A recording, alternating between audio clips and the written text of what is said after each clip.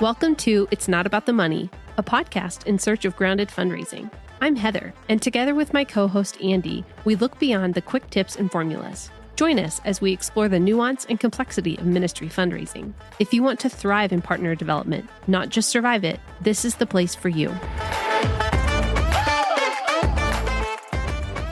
Hello, and welcome back to It's Not About the Money. So we have had several people ask us to have an episode focused on how to handle the opposition that can come with fundraising amongst family or close friends that are not supportive for one reason or another. They hear things like, you should get a real job, or it's your responsibility to support your family, etc. So we've invited Spencer and Annette to join us today to have a conversation around these kinds of obstacles and to share their experience of seeing his faithfulness through that in their many years of support-based ministry, both overseas and here in the States. So Andy, want to give us a little more information on Spencer and Annette? Yeah, absolutely. So Spencer and Annette Nicholl, you guys, from what I've gleaned, have been in ministry for a long time, for decades. You started by doing about 20 years with Cru, and 8 of that being in Russia. So a lot of experience in campus ministry. Fantastic. And then totally 30 plus years. So now you guys have your own ministry that you run primarily out of your home for a long time called Bighorn Ministries. And it's focused on respite and just kind of healing and that kind of stuff up in Gunnison, Colorado. If you're not from Colorado, look that up. It sounds beautiful. It's remote. How many people would you say live in Gunnison? Well, we actually live about 20 miles out of Gunnison in a tiny town called Ohio City. So yeah, for the Colorado buff, find that one on your map. Okay. Ohio City, Colorado has about 50 people. Wow. Okay. So it's remote. Sounds like a great place to get some quiet and to have a little retreat. Mm-hmm. Yeah, to unwind. Yeah. Yep. So you do some of that, but also nowadays you guys do speaking. You travel around globally, Middle East, Africa. What's the most recent place you've been, and what's coming up next for you guys? Well, I was in November in Egypt, and then headed out to Namibia in 2 weeks. Wow, very nice, fantastic. So I guess to start us off, maybe share a brief overview of your experiences in support-based ministry to give us some broader context. Yeah. So both of us, for years worked with Cru, both here in the States and overseas, so began raising support first as singles, and then God brought us together to kind of continue the journey together. Support raising is a lot more fun with a partner. Yeah, right. Yeah.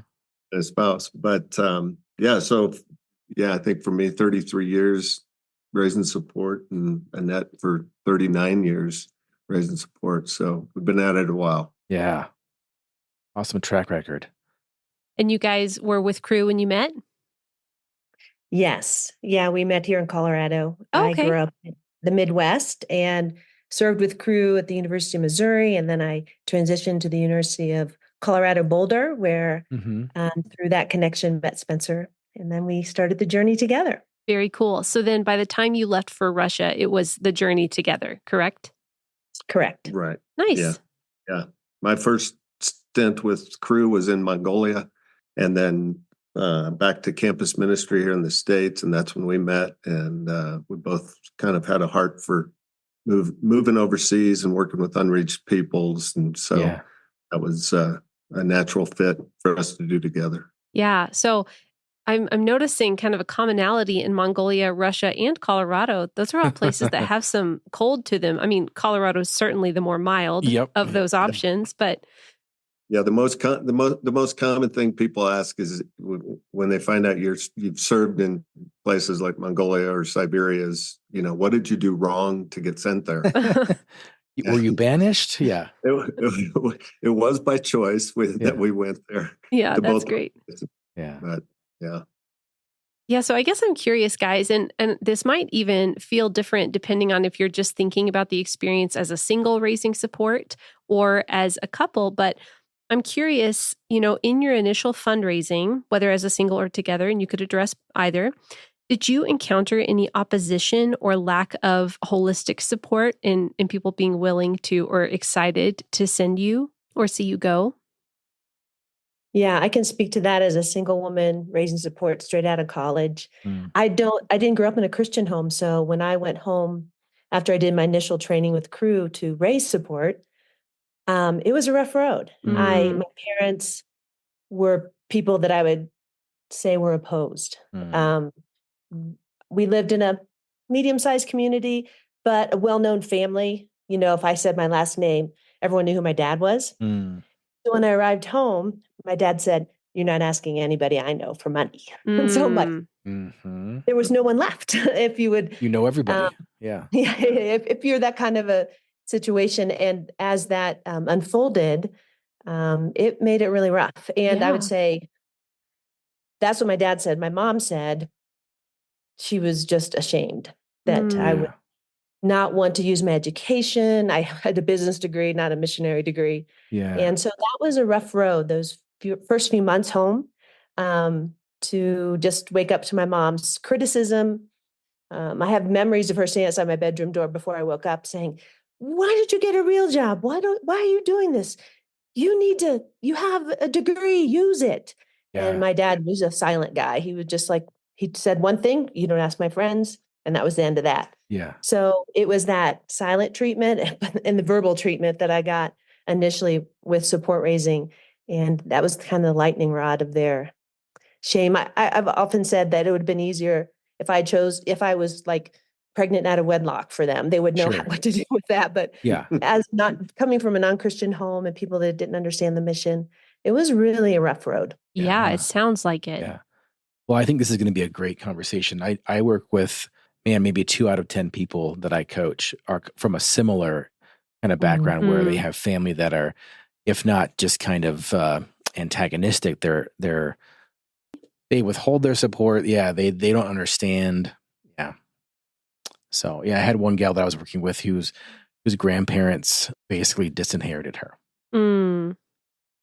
And so yeah, brutal. My parents were supportive when I decided to join Cru, but my grandparents, one side were not, and he was, my grandpa he had some categories for it because he had an older sister who was, a worker in Africa for 50 years. Wow. And so he had some context, but I'll never forget telling him goodbye before I moved to Mongolia. And, he kind of pulled me close and said, "Hey, don't get one of them pregnant over there." Right. I'm like, Yeah. Good tip, Grandpa. Yeah, thanks. We see me going to Mongolia for different reasons. Right. And then he said, literally his words were, "Maybe when you come back, you can get a real job and quit mooching off people." Oh gosh. Oh, And man. it was like a dagger in my heart. Yeah. I just thought I got to get to the airport. This is all the encouragement I can take right now. Right. But whether it's opposition or just that discouraging voice from somewhere, those land pretty hard. Right. Especially when you're initially support raising, haven't done much of it, those land pretty hard. Yeah. Yeah. I can imagine that they do. Did it cause you to question anything? I think one of the things I've learned since then is to be more compassionate. And I'm reminded that those voices were not frequent. For every one of those discouraging voices or people, there was dozens of people that supported us, that championed us, that cheered us on. So it wasn't often. But they stuck a little harder. Yeah. Yeah. And you remembered those. I remember that conversation like it was yesterday, and that was 33 years ago. Right. So it was hard to hear from somebody that you loved and you knew somewhere loved you, but boy, that was hard to hear. Yeah, I can only imagine because, when I made the decision to go overseas and I was talking with friends and family in my church community, I do remember that there was one family that I loved and had been in fellowship with for several years. And in having conversations with them, they were like, hey, we love you, but we don't think you should do this. We don't think this is the right move for you at this time. And so it was hard, even in them coming at me with a lot of love, just knowing that there was dissonance with what I really felt like I should do and had a lot of affirmation for, and then their own kind of like speaking into that. Like, I think I'm just trying to say, even in a very loving conversation that wasn't anti what I was doing, but just didn't think it was right for me at the time, it stuck to me and felt not hurtful, but just, created dissonance. So I can't even imagine when those aren't loving comments and it doesn't seem like it's coming from a place of help. help or Yeah. That's, And it's powerful when it's from, more powerful, I would say, when it's from people who love you and people who know you. Yeah, absolutely. God always uses everything, and Yes. we have found like those, like I said, those weren't frequent, but God used those. We always used to say overseas, it doesn't take a calling of God to take you overseas into cross-cultural ministry, but it takes a calling of God to keep you there. And that support raising is kind of like that. It's a refining time, and you can either choose to listen to those voices or be reminded that, gosh, God, you've got me, you called me to this, and you're going to provide, Yeah. So absolutely. there's always something good that came out of those times. Yeah. Did you ever see any change of heart or maybe redemption in that? Or was that just kind of the way it was for the entirety of for either of you? Yeah. Yeah, I would say for me, initially, my father said, don't ask any of my friends. Well, small community, same, they belonged to the same civic and social clubs. So one of his friends who had the same kind of influence in our community came to me. And first of all, I got an article in our small newspaper. It said what I was doing, which I know my dad didn't like, but it announced to the world what I was doing. Yeah, that's great. And so I didn't have to tell his friends. So that opened the door for them to come to me and this one man, and I'll say his name, Charles Beck. I know he's deceased, but he came to me in quiet and in not secret so much, but just he said, Annette, I understand you need some money to do your work with Crew. And I said, well, yes, I do. He goes, okay, tell you what, I'm going to block and you carry the ball in a sense. And we have a community foundation that anybody in our community gave to, contributed to, and he was the president. And he said, fill out this paperwork and we'll see what we can do to get this foundation, our local foundation, to support you. Wow. And they did. And for many, many years, they were staunch supporters of my ministry. Wow. And it was just redeeming that my dad said, don't talk to any of my friends, but probably a lot of his friends through that foundation supported me. And my parents gave to the foundation too. So it was just kind of one of those things where God, he redeemed that. And he showed me like a preparation for the field. Like there's a way you think it's going to happen and you think, oh gosh, it's a huge roadblock. And yet he gives you another way around. And mine was Charles Beck. And I'll never forget that. I think it was 20 plus years that foundation was on the team because he just stood up and said, okay, we can make this happen. And it wasn't disrespectful to my father. I didn't have to be, and he didn't have to be, but it was something that he had some control and power in, and he made it happen for me. Yeah. And I was so grateful and understood. And he was a believer in Christ, and he understood the mission personally. And the foundation wasn't Christian, but it was foundation for local people. And it was really meaningful to me throughout the years that God would provide in that way. A reminder year after year after year too, right? Yep. Very cool. I'm curious, did you guys, as you became a couple and did fundraising in that capacity or even started a family, did you guys together have to navigate any situations like that where there was opposition to you taking your family overseas or anything like that? I think we'd weathered a lot of those storms as singles going into ministry and raising support, but it became more later about, taking a family overseas and some of those obstacles. It's still hard as a grandparent to hear, hey, we're moving your grandson to Siberia. Yes.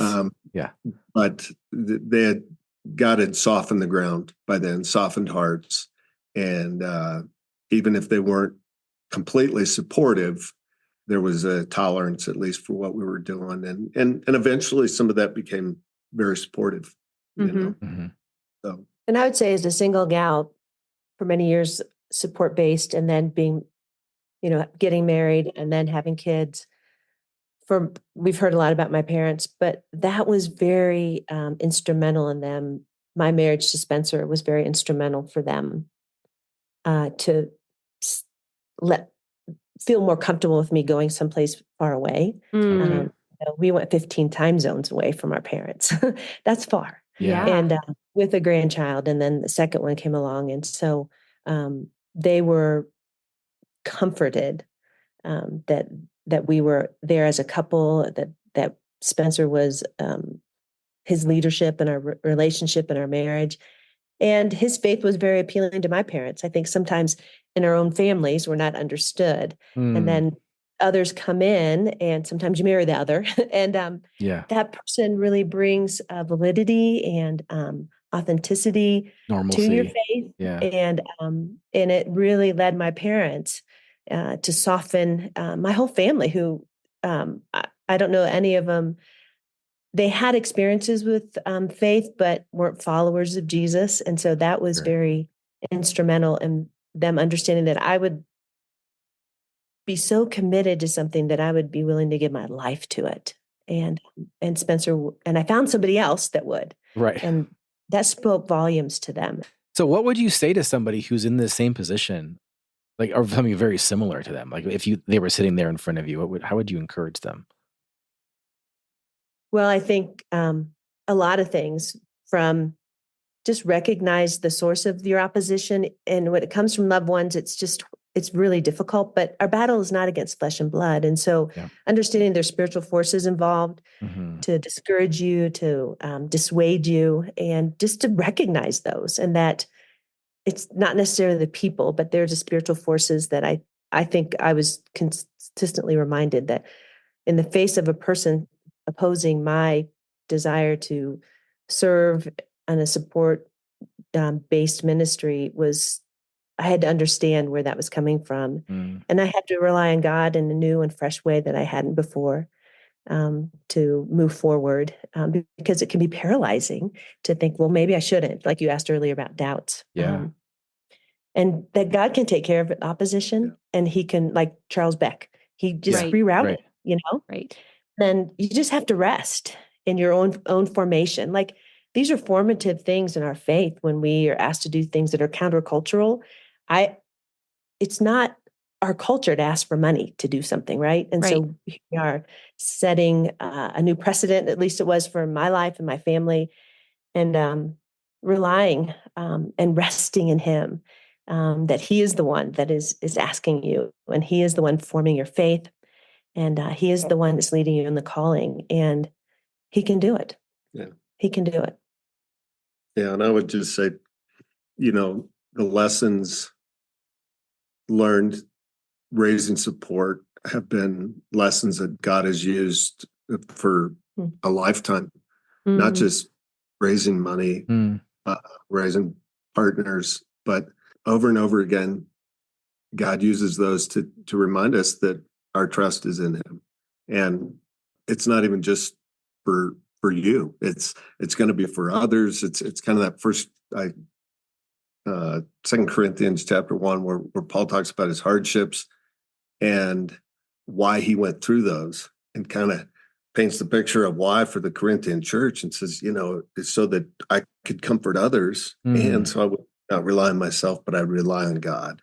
And I think of whether it's opposition or just a support-based ministry, the lessons have been, exponential. And they might have been tied to finances at first or people, but God has taught us over and over and over, just, this isn't about you, rely on me. So if we can remind each other of that, that's part of this podcast, right? Yeah. Right. Yeah. Encouraging each other and reminding each other, God's got this. And if he's called you to it, then it's his job to provide. One of our teammates in Siberia, every year was a challenge to find a way to get a visa. And And her prayer was always, God, if you want us here, this is on you. You have to provide it. Yeah.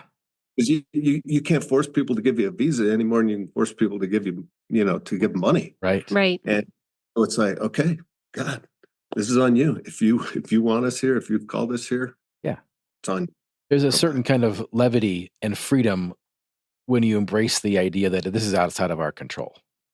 Yes. That it really is. Yes. Yeah. I often say one of the things I genuinely miss about living in an overseas context, which actually isn't any different than here, it just feels different, Sure. is just the pretense of control. Yes. Feeling like you have control, Yeah. Yeah. I guess maybe thinking back to those initial fundraising seasons and even in seasons since then, I'm curious what resources, tools, or ideas have been most helpful to you as you've had these decades of partnership development. And I guess conversely, is there anything that you were told you should do or that you tried that you did not find helpful? We have learned over and over that we're not raising money. We're not fundraising. We're not even, I would even soften the partner development to we're just building relationships. Mm-hmm. People are the key. We're raising people. Some of those people might become partners. Mm-hmm. Some of them might become financial partners. Some of them might become prayer partners, but we're just building relationships with people. We're sharing our heart and who we are and what God's called us to do. And that's, I can't stress that enough. Like the language, I know Provisio uses this language, but it's partnership with people. And God raises partners. He brings people together by his Spirit to do his work, wherever it is. And a piece of that work is always funding, but God brings people along. And, we've, I think, been reminded of that more and more and more over the years. That becomes clear that he just is bringing his people together to accomplish his work. Mm-hmm. Certainly when we started with Crew, we had great training, ministry partner development, I think it's called now, but great training, but not all of it was helpful. Mm-hmm. And there's a model that we were taught, and it included maybe a folder that you would take to someone's house and show them your the PowerPoint or and we were encouraged to wear for a guy, wear a coat and tie and dress up. And I'm 30 plus years ago. I'm from a tiny mountain community where it's agricultural based, ranchers. Yeah. If I wear a coat and tie, they might throw a rope around me and drag me somewhere. Like, know who you are, know your audience. Like I was sitting there going, this isn't very helpful for me, but the principles were there. Yeah. Sure. And ultimately it was just, we're trusting God to do something, but we do have to get the word out and let people know. And if he wants them to join us, he will, he'll bring them along.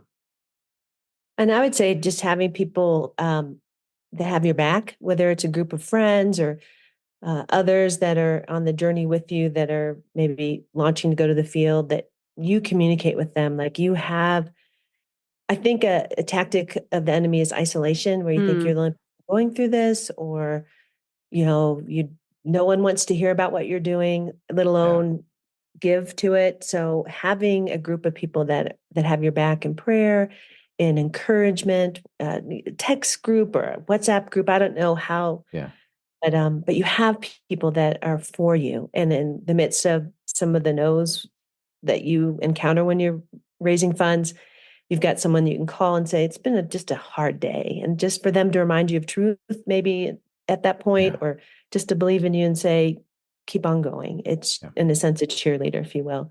That was really important to me in those years. Initially, just having a group of young people that that stuck with me and pursued understanding what I was doing. And they were people that weren't trying to do any. My group was just a group of believers that knew me and wanted me to thrive in whatever God was calling me to do. And they were, one was a rancher, one was like a electrician, they're just people that weren't vocationally pursuing ministry, but they believed in me. And that pulled me through a lot. Yeah. Sounds like core team. I was thinking the same thing. Yeah. Absolutely. Yeah. I would say with the presentation and just the initial training that we had, we recently had our daughter do a support-based internship. Nice. And it was interesting to me because she explained her presentation to us and stuff. And I watched her just really want to tell them everything. And what Spencer said is so valuable about being yourself. And she had a group of people that knew her and believed in her and loved her. They're like second parents. And she was determined to give the presentation to them. We just said, hey, just, give them the information so they can give. They've already told us they're giving. So there was this sense of, but another aspect of what I saw she was trained in doing, she was told not to say no to prospective people.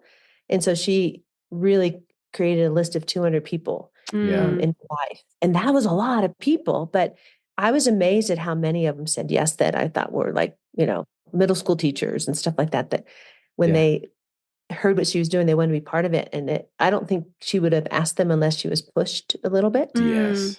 In her training. And so sometimes that's the scary thing. Like it's scary to ask people that you're not so sure about, that maybe don't go to church, or, in your mind, there's a question mark, but never say no for them, give them opportunity and then move on. If you can do that, that's, I think, really helped her. And I was really surprised at some of the yeses that she was given. You never know where the Lord is working. Mm-hmm. Amen. Yeah. And never underestimate people. Yeah. God can do stuff that, like Annette's example earlier. Yeah. He's pretty creative about how he uses his funds. Yeah. Yeah. Just like in ministry, you can't judge somebody by their external circumstances or their appearance or whatever. You can't judge somebody for a potential donor in the same way as well. Yeah. Mm-hmm. Yeah. Mm-hmm. Let's transition a little bit. So you've raised support both for overseas and for domestic ministry. Did you find fundraising for one or the other more difficult or more straightforward? And what did it look like to make that transition? Because I'm thinking you left Cru and you kind of went into another organization, another umbrella. Yeah, in two ways. We left international to domestic. Yeah. Large organization to small mom and pop organization. And so there was a lot of transition for our supporters and a lot of unknowns. And so, I think it's way easier to raise support if you tell somebody you're taking a baby and moving to Siberia. They're like, what's the number I transfer my money to?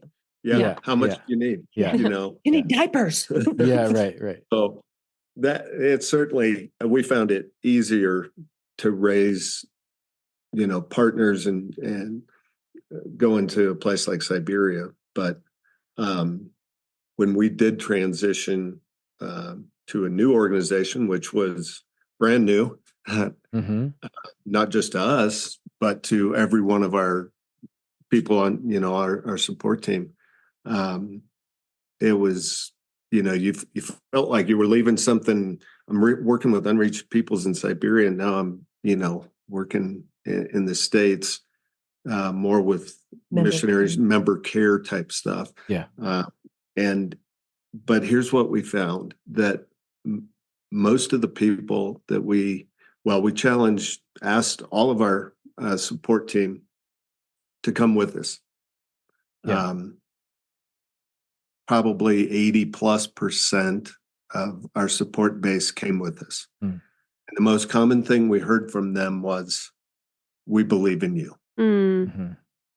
And that most people will fund relationships more than just an organization. Yeah. Right. Yeah. And over again, we heard, hey, we believe in you guys, what God's doing in you. We're with you. And boy, talk about a shot in the arm, right, when you're leaving a well-known organization to something you're starting. That was a That's great. huge blessing. Yeah. And for those who didn't, it was a conversation. They said, we don't understand. What are you doing? And we'd asked if we could talk to them about it. Yeah. And just keeping that communication open. And some said, yeah, our focus isn't there, so we're going to move on with our giving.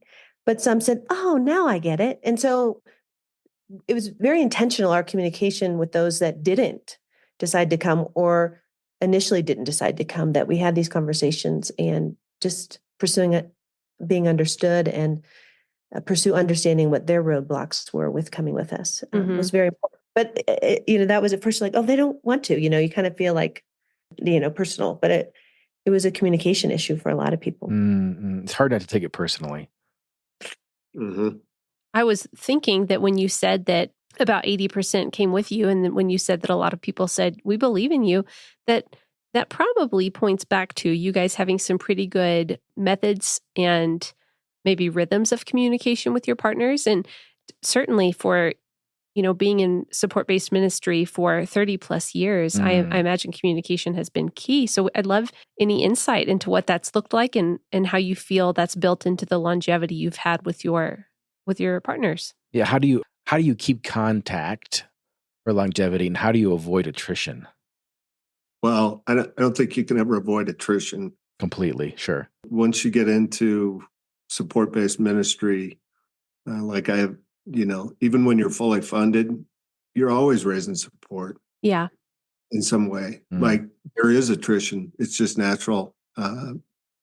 People have to, finances change for people or whatever. Yeah. So I think once we embrace that mindset that, okay, we're doing this, there's chapters to our calling. We had a chapter in Siberia, now it's here, but as far as what we're doing with ministry, and we view it sort of as a calling for life, and that means raising funds too that whole time. Yeah. And I think we talked about this earlier, that we're building relationships. When we look at it as funds, there's always attrition. But if I look at it through the lens of relationship, there's not attrition there. Building relationships, no, the relationships kind of come and go at times, but and we do our best to stay in communication with monthly newsletters and personal communication. But vast majority of our monthly donors are dear personal friends. Yeah. Mm-hmm. They become that way. And it's become that way. Yeah.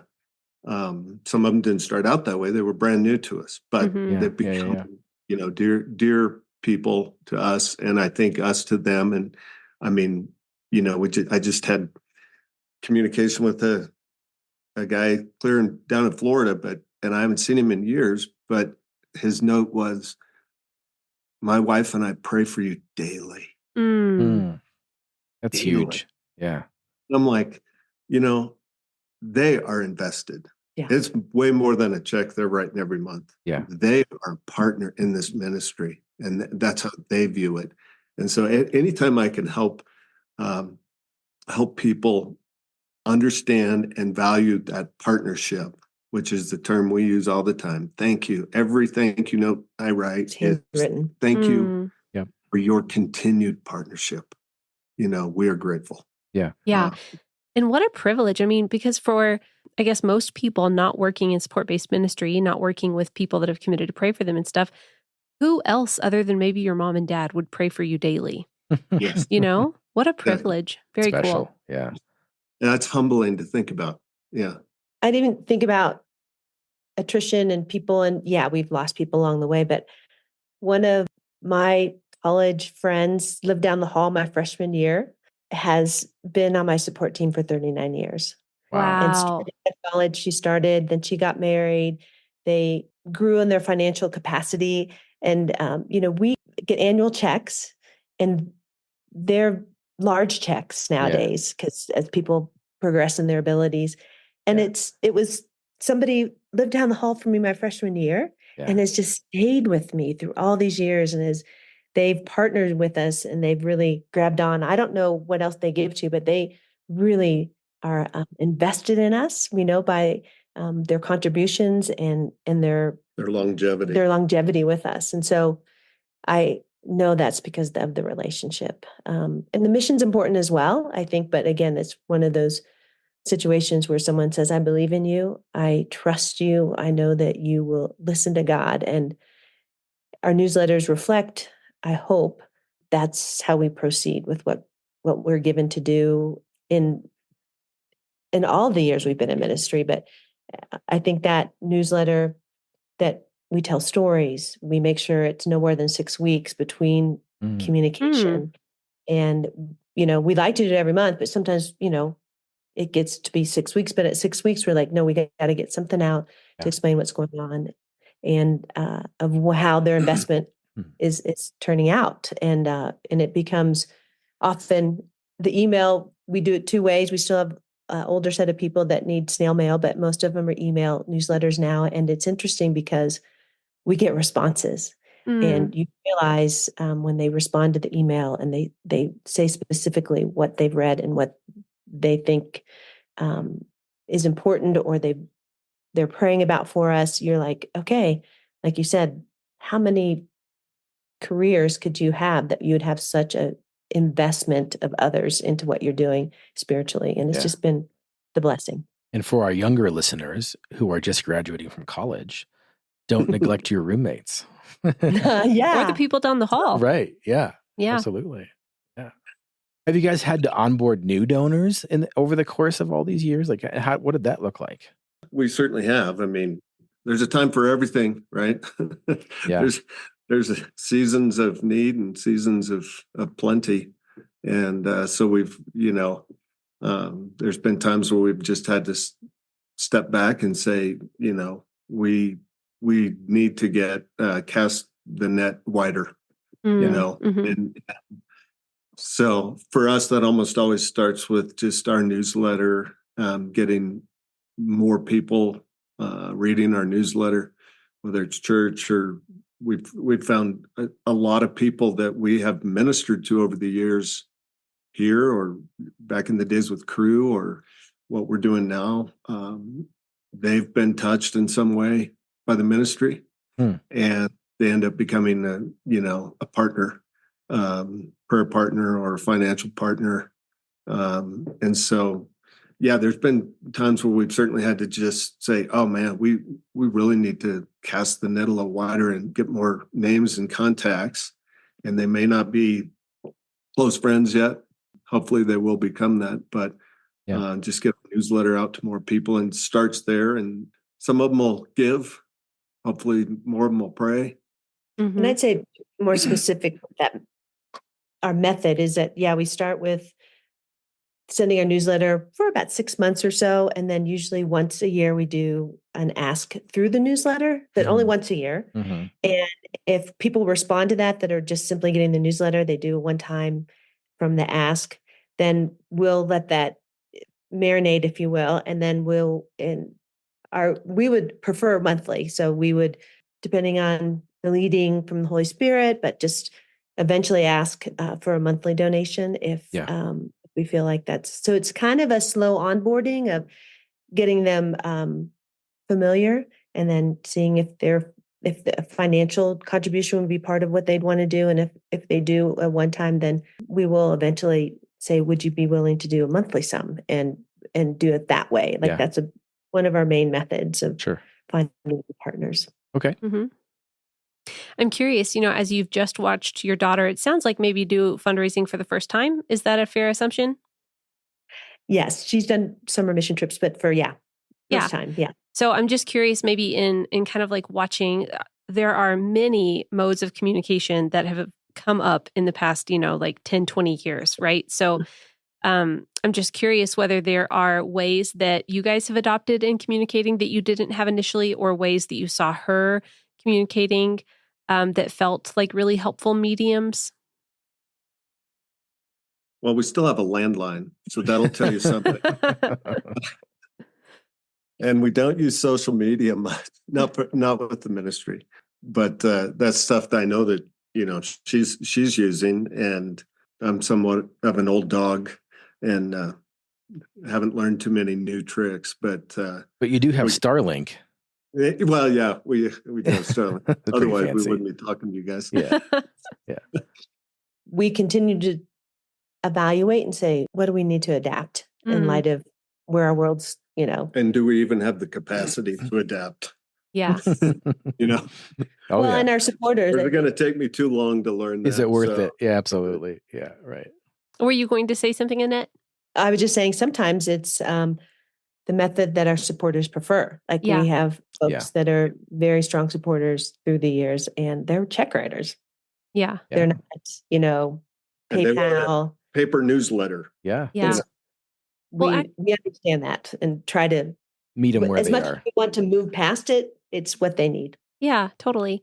Actually, research still shows that paper mail is one of the most effective ways of guaranteeing that somebody will read it. I think that's what the latest stats showed. Yeah. But that sounds right. I don't have any sources to cite, but that sounds right. Yeah. Take our word for it, guys. Personally, we receive, I don't know how many newsletters we get, but we get a lot of newsletters. Yeah. If you've been in ministry this long, it just is natural. Yeah. I prefer to sit in my chair and, and some of them come Cup of email coffee. or whatever, but I like to sit there.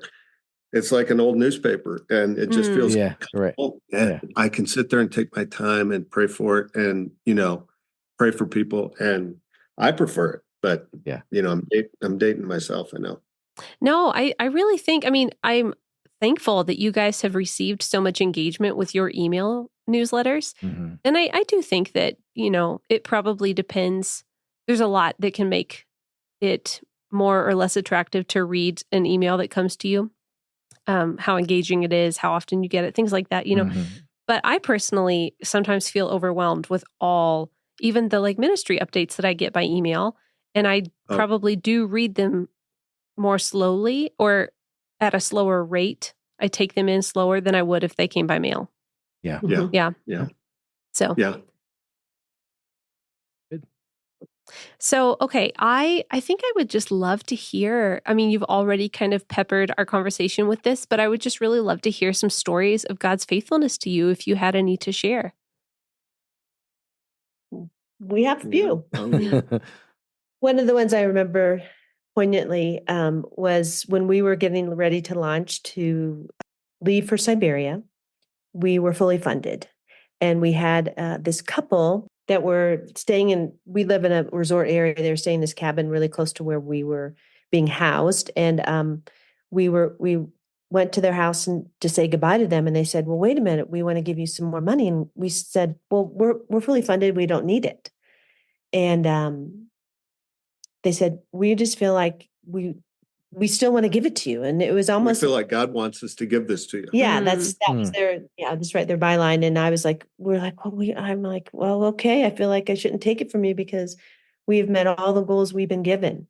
And so that was like 2 days before we launched. And on our journey to Siberia, as it turned out, we had some travel expenses we didn't expect. And that our travel expenses were the exact amount of money those people wanted to give us, that I was not wanting to take from them. And yet the Lord knew what we needed. We got stuck in another country for like a week. We thought we'd be there a day and we'd travel by train. And then, and it didn't turn out that way. And we were stuck there for a week. And then we had to buy airplane tickets and we needed money. It was down to, God was just, and it was in our pockets because they'd handed it to us.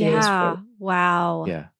That donor felt a sense like this is my obligation, or I'm called to do this and I must obey to do it. Yes. And almost like conversely, like it was your job to obey and accept it and take it. Yeah. It's taught us over the years too. That example has taught us over the years that, okay, there are times of plenty, but God's probably got a plan for that. Yeah. Yeah. And, I think, 33 years, 39 years, 33 years for me, the pendulum of support raising started with something that's overwhelming feeling to it's challenging to, this is sustainable. Like this is something I can survive doing, to eventually becoming the blessing. I'll never forget meeting other workers with organizations that they didn't have to raise their personal funds. Oh, yeah. And I was envious at first. Sure. And I Sure. remember thinking, gosh, that really sounds What a great. sweet gig. And now I would say I would never trade it. And I would never trade support for 33 years. Yeah. Because of just watching how God has provided. Yeah. We had I mean, he's 33 and 0. You know? Right. I mean, if you want to say it in years or months, it's 396 and 0. Yeah. I missed half a paycheck 1 month in 33 years. And within a couple months after that, there was enough in our account where I could make up that half a paycheck that I missed. So I've never missed a paycheck in 33 years of support-based ministry. Yeah, he's batting 1,000. God is batting 1,000. Yeah. Right. I mean, that's something you can just keep leaning into. Absolutely. Leaning into him. Infinitely. Going, okay, yeah. You got us. You got us. Yeah. We've heard similar sentiments from Andy Cheely as well.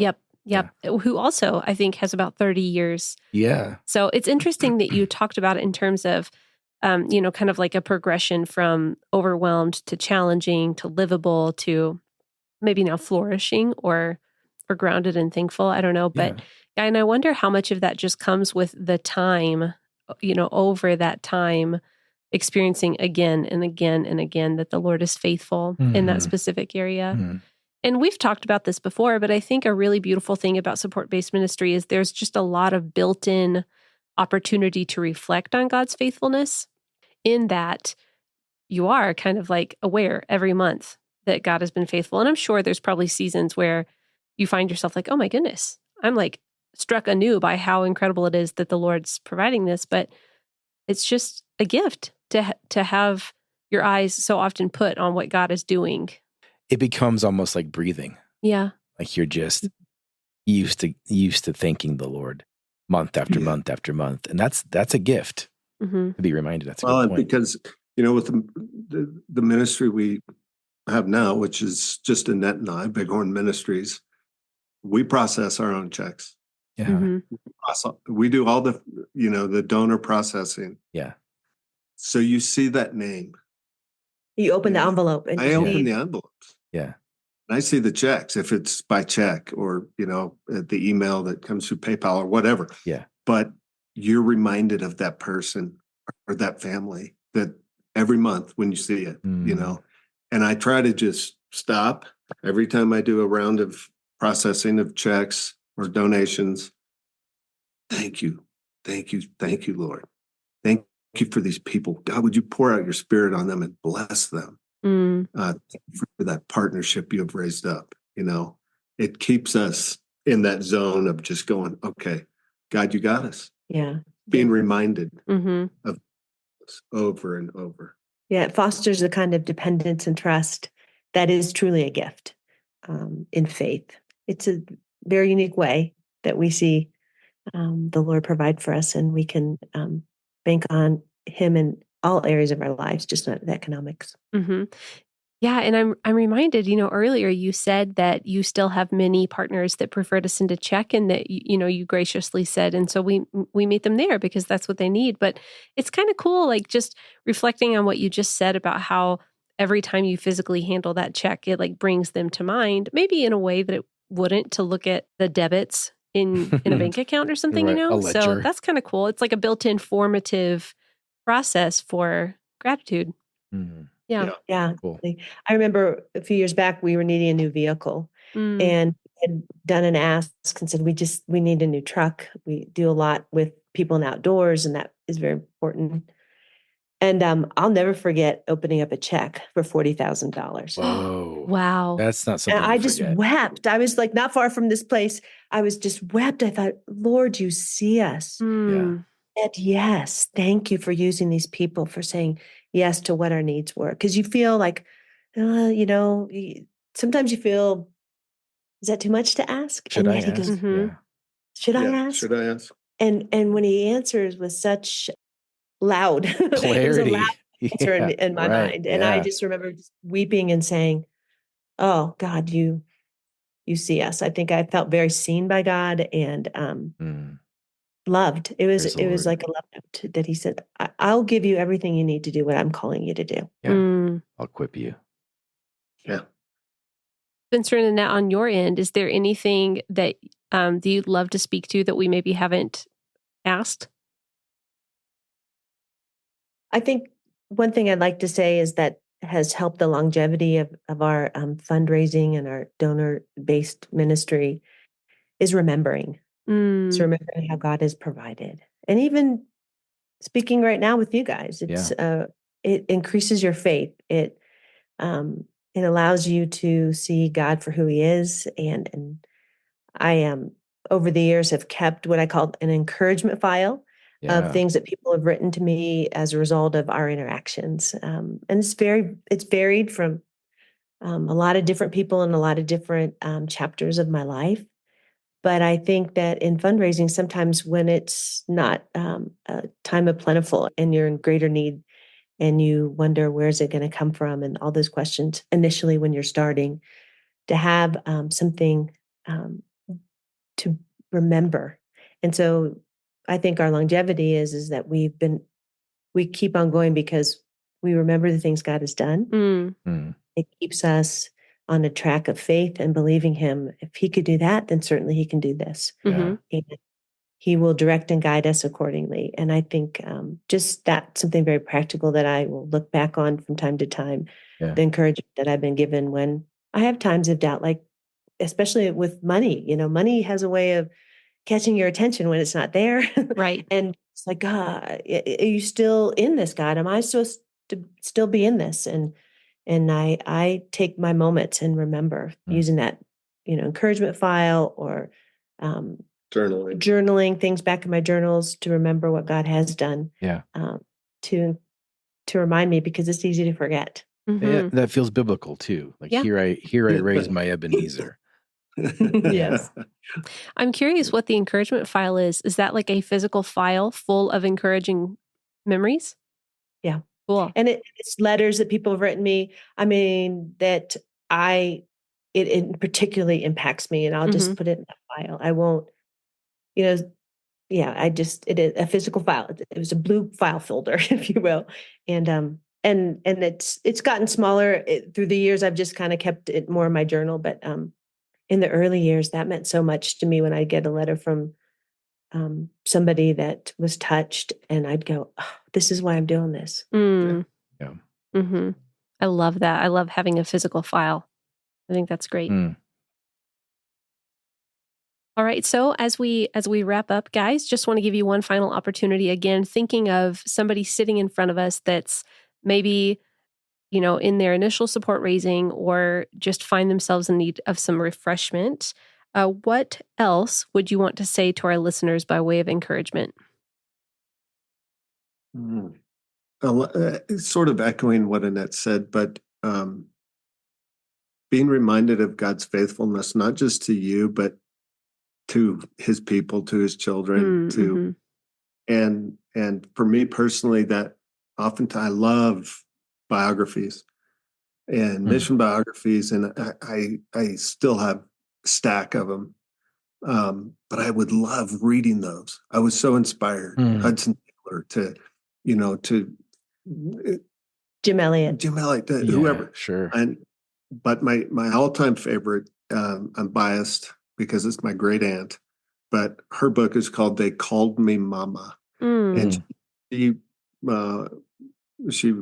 it's put out by Moody Press, but she was in the field for almost 50 years in the Central African Republic. Went there in 1922, and I found such inspiration from her book and the things she trusted God for, and how God provided. And I'll tell you, it bolstered my faith when I read. And I've read it 10, 15 times now. I used to read it to our kids every year. Bolstered my faith. God, you did that then. You can do it now. So find the things that bolster your faith, lean into him. God is 33-0. He's batting 1,000%. Yeah. And if he's called you there, he's going to provide. We'll have to link that book in our show notes. Yes. It's out of print, but you can find it. Oh, okay. Somewhere. Okay. It's an old one. Yeah. And I would say, you're not alone. Yeah. And I think, Andy, you said this, don't underestimate what God is doing. You don't know simply what you have decided to commit your life to could do in another's life. Like, it will give them faith to fight the battle they're in, maybe. You just don't know. And if you find yourself feeling like you're misunderstood, or there's like, where's this money going to come from? Don't sit in isolation. Include other people, whether it's simply just, will you pray for me today? This is a tough day. I've had a lot of no's of the people I've asked. Yeah. Never forget that he is with you, that he's always there, and you can rely on him. But pursue others and bring them into your story, into your journey. And sometimes you need other people's faith to rely on when your faith is not so strong. So lean in the body of Christ. Yeah. Yeah. Good. Well, last question. Ready for this? Here it is. Hypothetical situation, but you did receive a $40,000 check once out of the blue. So, well, not out of the blue, but here's the question. You have $10,000. You got to give it away soon. You have 5 seconds to decide who or what do you give it to. I would give it to a ministry that is encouraging and coming alongside people in ministry, especially if they're working remotely, unreached peoples, finding a way to keep their cups full. I would agree, and I put a name to that. There's a women's ministry that I partner with out of Erie, Colorado, called Asmira, and they keep global workers healthy on the field. They go and do retreats around the world 5 times a year, and simply to encourage and keep healthy cross-cultural workers. And I'd give them $10,000 in a heartbeat. So important. Yeah, it really is. And I think our conversation next week is with a gal that works in soul care, again, I think for a broader base of people, not just ministry workers in the overseas context, but so needed, so good. Yeah. Awesome. Huge. Well, it has been such a delight to share this time with you. Thank you again so much for your willingness. I'd love to just highlight again that you guys do have your own ministry in support to those that are in pastoral ministry or in support-based work. And is there anything else you'd want to say regarding Bighorn Ministries? Yeah, we're a patchwork of stuff, but it's our passion is to continue to keep cups full, especially of people that are working full time in ministry, whether it's cross culturally or here in the States. So that's our passion. What we do, whether it's hosting people here where we live in Ohio City, or going to them and trying to take the show on the road, sort of. But that's what we do and what we're about. And but we sprinkle in a lot of other things along the way locally here and with outdoor activities. But the primary focus is pastoral care for folks in ministry. Cool. Where can we send people if they want to know more? bighornministries.org. Awesome. It's just named after my family's guest ranch where I grew up and where we live now. So Bighorn Guest Ranch became, in part, Bighorn Ministries. Gotcha. Awesome. And I would just say that our desire is to be safe people and to create and hold a space for people to feel safe in so that they can find respite and healing. Awesome. Wonderful. Thanks, guys. Thanks again, and we'll see you later. Yeah. Thank you. Take care. Bye-bye. It's Not About the Money is presented by Provisio Fundraising Solutions. Provisio equips support-based workers with flexible training, practical resources, and one-on-one coaching. Find out more at provisiofundraising.com.